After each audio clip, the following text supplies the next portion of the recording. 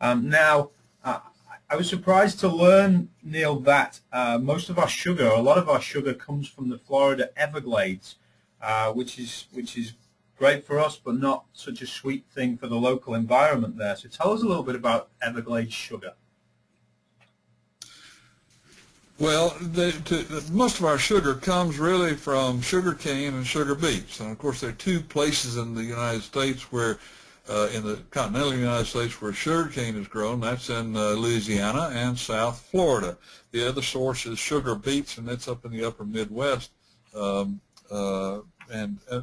both of them produce sugar.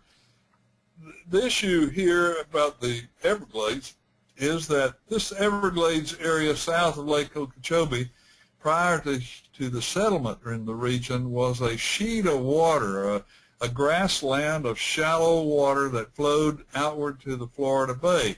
The drainage area was back up at Lake Kissimmee and the Kissimmee River, which flowed to Lake Okeechobee. A flat landscape, only a few feet above sea level. The water moved in a great sheet, and it kept the area flushed out. But the problem that began was, and it was a special area with all kinds of birds and sea life, wetlands life, including fish and alligators and crocodiles, 350 bird species.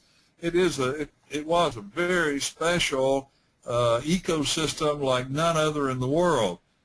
Of course, what happened was when settlement began in the late 1800s and intensified with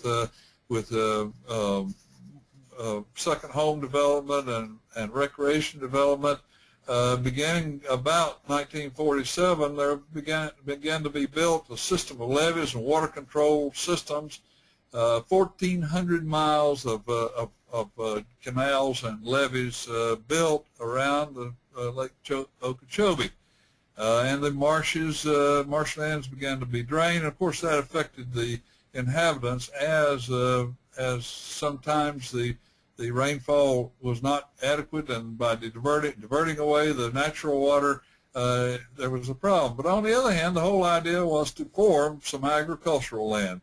So you see in yellow or light orange here an area known as the Everglades agricultural area.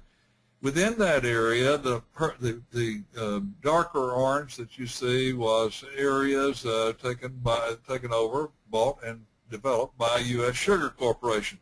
There are other sugar corporations in here, but it was a region that had wonderful mucklands once the marshland was drained.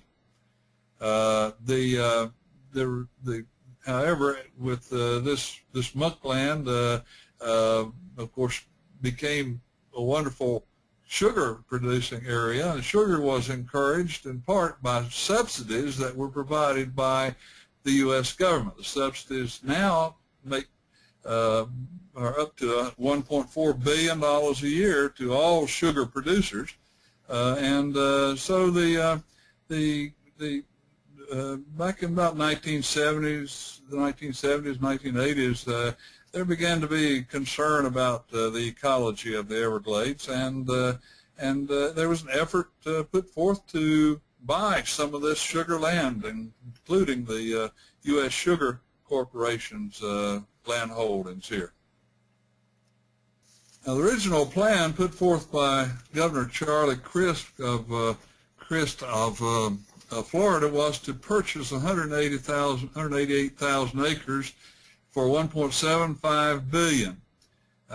As time went on, this was about 2 years ago, as time went on, two things happened. The economy declined all over the country, land values went down, and of course the tax revenues became less, and so a revised plan was put forth recently to purchase only 72,000 acres of U.S. Sugar's land, now for only $536 million.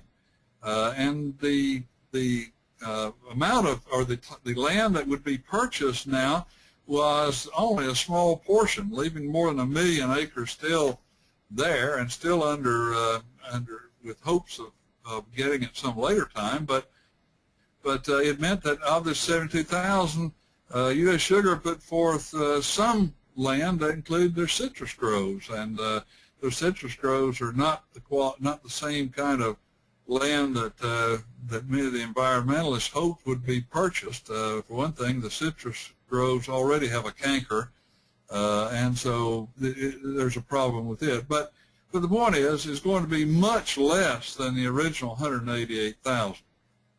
That leaves the wildlife in that area under severe threat as long as the sugar farming is still taking place.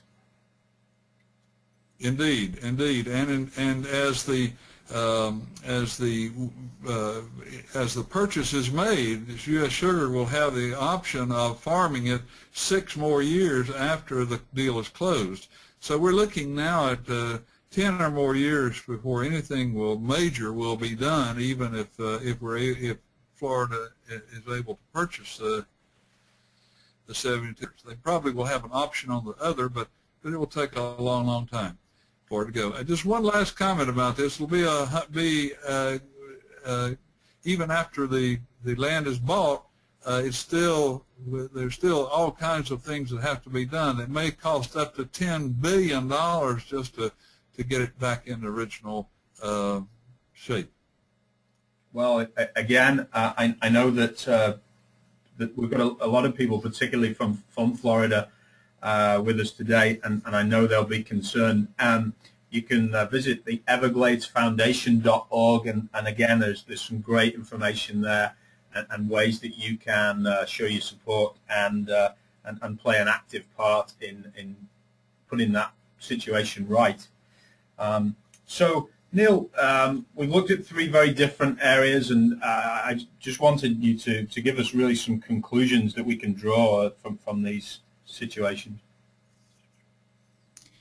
Well, there's similar issues all across the country in much smaller units, perhaps, and I think it's important for us to be aware of our environment.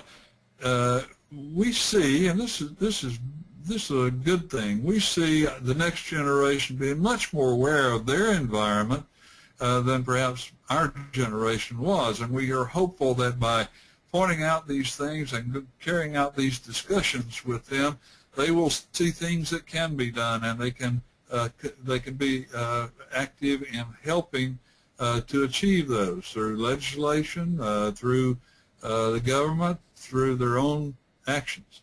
And so I think we can get by on less, most of us, and I hope all our listeners will discuss these problems and others where you live.